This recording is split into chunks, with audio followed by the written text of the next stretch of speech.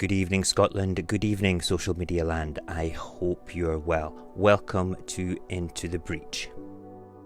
Tonight is part 3 of why Westminster is so afraid of the ALBA party, and we will be looking in depth exactly how the second vote is calculated. This video is a little bit longer than usual due to the necessity of having to run through a slideshow that is from the Scottish Government. We have discovered in parts 1 and 2 of this series that one of Westminster's parties in Scotland has gone to extremes by trying to unite the unionist parties in Scotland against independence. And we have seen in part 2 as well that even in Westminster they admit they would have to change the voting system in Scotland because they did not like how it delivered an SNP majority in 2011. This is why Westminster are terrified of the ALBA party. It's because if people actually understood our voting system, a majority of independence parties could easily be delivered, and Westminster could not refuse Scotland's right to choose. But intellectual truth is not forthcoming to point this out. So in this edition, we shall look at the truth of the calculation. Using the actual presentation that was previously available on the Scottish Parliament website, we shall demonstrate how the d'Hondt system actually works. This is really important regardless of your voting intentions. I feel that if you're unsure on how our voting system works or blindly believe what you read on Facebook, then you need to take a step back and do the right thing and learn from our government how the additional member system actually operates. So please go and get yourself a cup of tea and spend the next 10 minutes understanding exactly how our electoral system calculates your second vote, and then decide if you can get over personality politics and vote in a way that's positive for independence.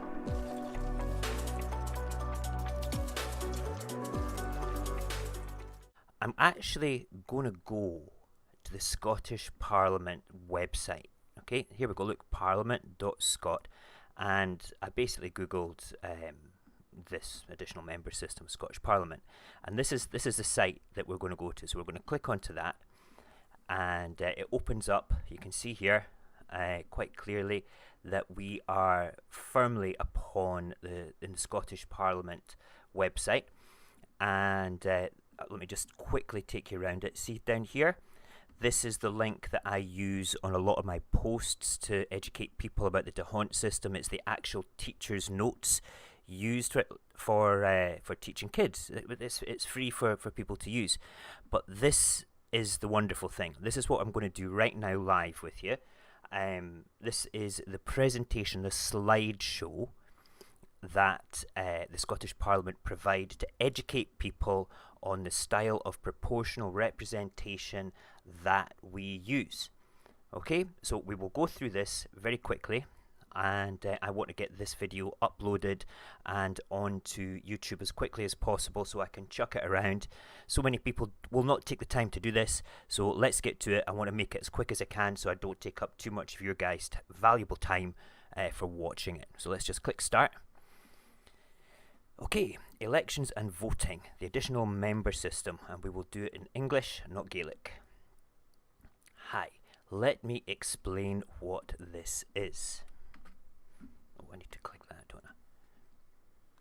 The additional member system is a form of proportional representation, which aims to make the results of an election reflect more closely to the amount of votes cast for each party or individual. The additional member system combines first past the post in constituencies and a regional system which elects 56 additional members to the Parliament. Let me explain. At a Scottish Parliament election, each voter has 2 votes. One is your constituency vote and the other is your regional vote. This vote is used to elect the local constituency MP. The constituency vote is counted and the person with the most votes win. This is known as first past the post. You use your second vote to choose a political party or a candidate standing as an individual within a larger electoral area known as a region. The region is made up of several constituencies. The region votes are counted. Regional seats are decided using the d'Hondt formula. Victor d'Hondt, Belgian mathematician. The d'Hondt formula. How does it work? The d'Hondt formula. Regional seats are decided using the d'Hondt formula. Regional votes divided by the number of MSPs already won in that region plus 1. The party or person with the largest number after this formula is applied wins the round and wins 1 regional MSP. This formula will be used 7 times in 7 rounds to elect 7 regional MSPs. With me so far? Let's go to round 1. Let's take an example of a region. Our region is called Anywhere and it is made up of 9 constituencies. Voters could choose between 6 political parties: the Pink Party, the Spotty Party, the Black Party, the Striped Party, the Purple Party, and the White Party. The Pink Party won 8 of these constituencies, and the Black Party won the other. Let's look at the numbers we're using and where they come from. In the regional vote, the Pink Party got 99,000 votes. It gained 8 constituency MSPs in the area. That makes up the region. 1 is added to the 8 to make the divisor for the Pink Party. 99,000 votes divided by 8 plus 1 equals 11,000 votes.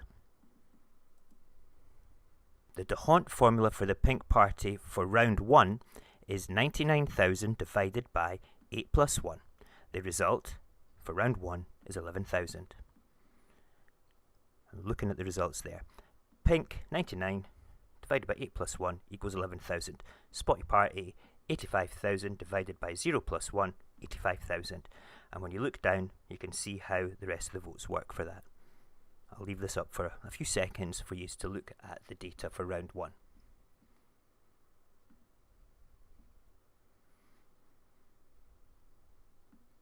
Moving on. The Spotty Party got 85,000 votes in the regional ballot, but they did not win any of the 9 constituencies in the region. So the d'Hondt formula for them is 85,000 divided by 0 plus 1. So their result for round 1 is 85,000.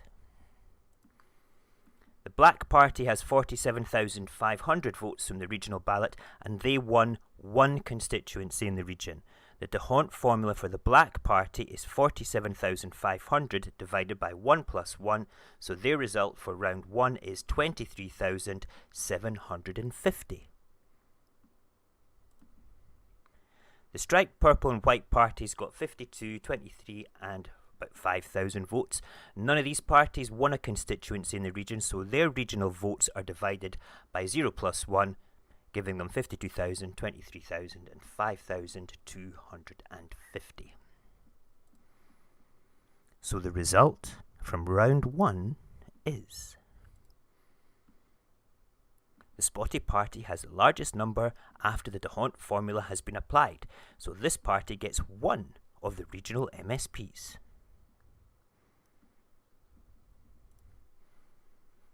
the formula would be used 7 times in 7 rounds to elect 7 regional MSPs. Let's recap. The D'Hondt formula is the number of regional votes divided by the number of MSPs the party has in the region plus 1. In round 2, the Spotty Party's divisor will have changed, as they have won an MSP in round 1. In round 2, the same formula is applied, but the Spotty Party's divisor has changed.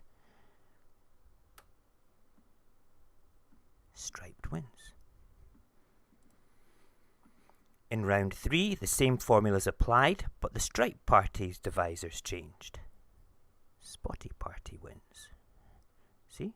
See how this is working? In round 4, the same formula is applied and the Spotty Party divisor has changed.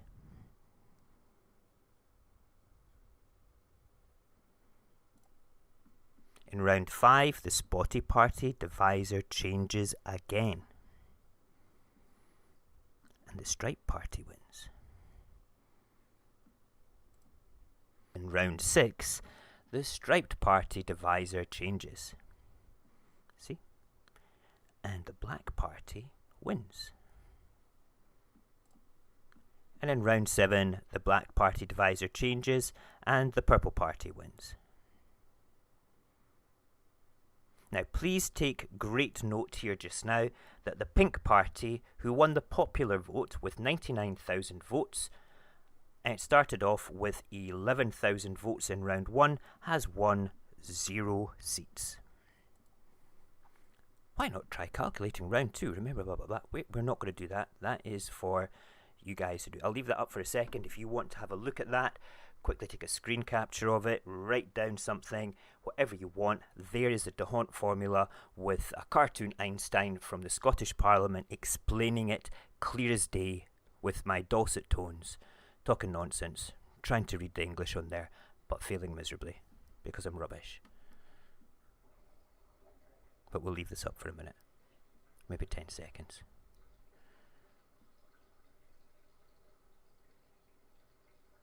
Right, we're going to move on. So after all 7 rounds, this is how the figures stack up. Pink Party with 99,000 regional votes get 0 seats. Spotty got 3, Black got 1, Stripe got 2, Purple got 1.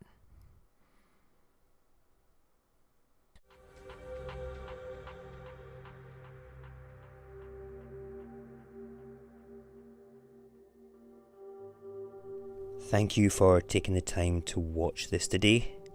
I hope that it's proved to be useful for you to understand how your second vote is actually calculated. The final video in the series, we will be actually looking at the region of Glasgow in 2016 and modelling in both Green and ALBA as list-only independence parties.